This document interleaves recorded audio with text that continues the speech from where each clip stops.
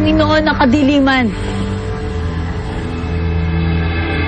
Kailangan kong malaman kung nasaan ang aking iniibig.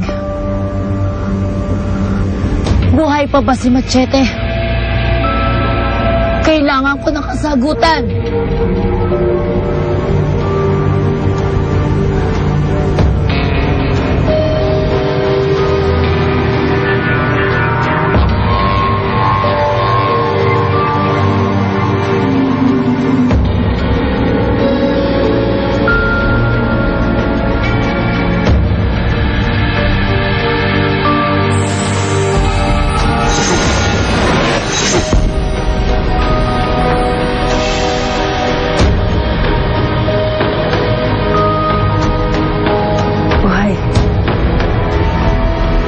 Buhay si Machete. Medyo naghihilom na ang sugat mo.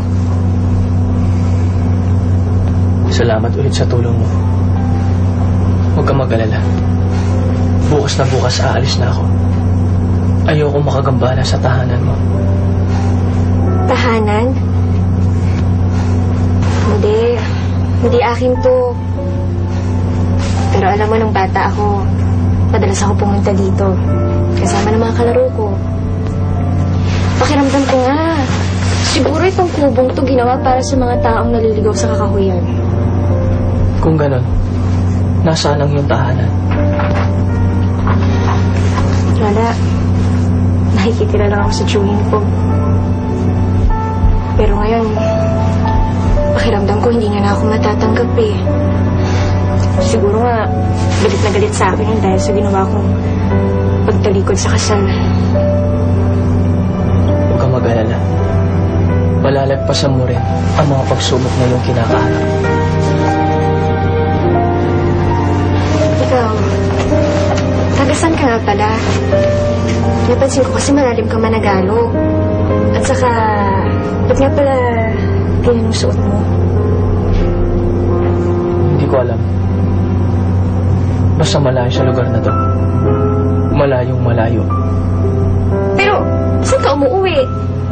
Taga dito ka ba sa isla? Hindi. Hindi ko nga alam kung taga saan ako eh. Ano? Hindi kita naiintindihan.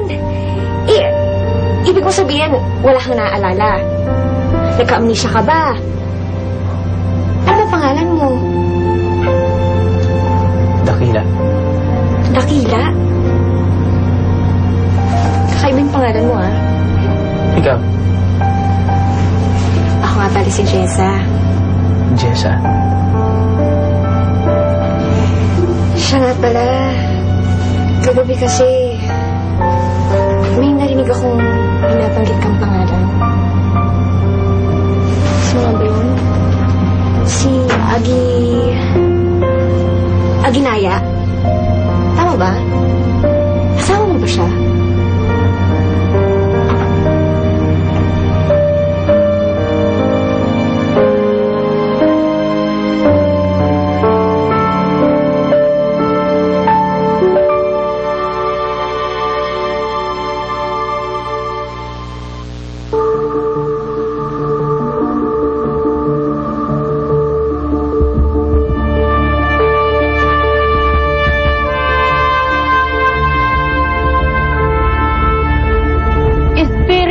Kadiliman, tingin mo ang aking lalaki sa pamamagitan ng kapangyarihan na nagmumula sa mahiwagang sandata ni Machete.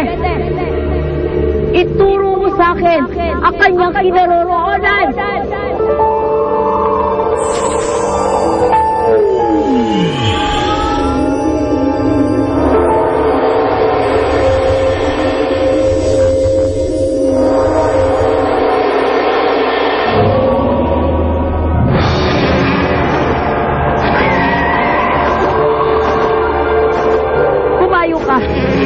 Hanapin mo si Machete.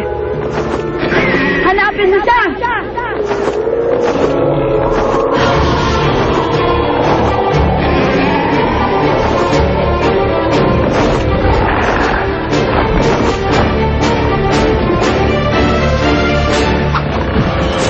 hala ng buwan at mga bituin, Dinggin ninyo ang aking panalangin. Ngayong wala na si Aguilaya, ituro ninyo sa akin ang tamang landas. Kung magkagayon man, para saan pa? At para kanino? No? Tama ka.